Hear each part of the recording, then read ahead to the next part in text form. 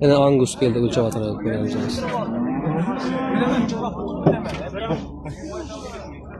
Başarım mı abi? 522. Ağa neçe oldu şunda bu? Satıldı mı? 520. Ağa neçe son pulu oldu bu? Ağa neçe son oldu bu? 60'tan. 60 bundan ketdi dostlar. 522 kılak ketdi. 522. 520-22 kep tuttu. 60 mingdan barak oldu dostlar şuna.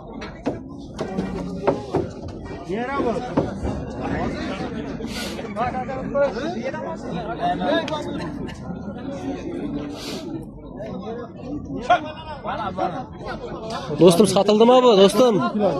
Dostum satıldı mı bu? Kızıkka ölçek koyacağım. Neçeге soradı bazar? 493 kilo ama 93-95 tuttu. 28 milyona verilmekti. 94 kattı. Dostlar 28 milyona verilmedi diyor. Kasap bu neçe oldu bu? Kasap bu? Dur. Neçe son oldu bu? 460.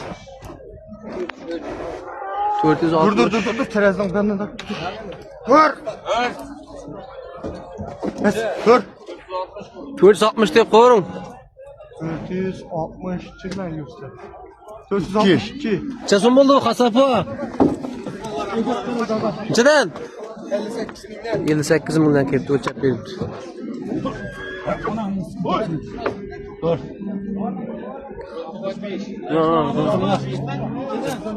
Yo 70 ambar tuttu. 67. Ağa satıldı mı? Neçe son buldu bu? Ne miydi o? Ağzınızda büyük 75 lira kaldı artık alayım. Ağa satıldı mı bu? Neçe son buldu? Ezber iş almışsa Neçe son buldu ağa? 30 milyon. 30 milyon oldu yani. Bu sodası yaxşı oldu. 575 kilo geldi. 30 milyon. 30 idi benim ben. Rast aytma yalan aytma. 30'a vermese olur mu lan?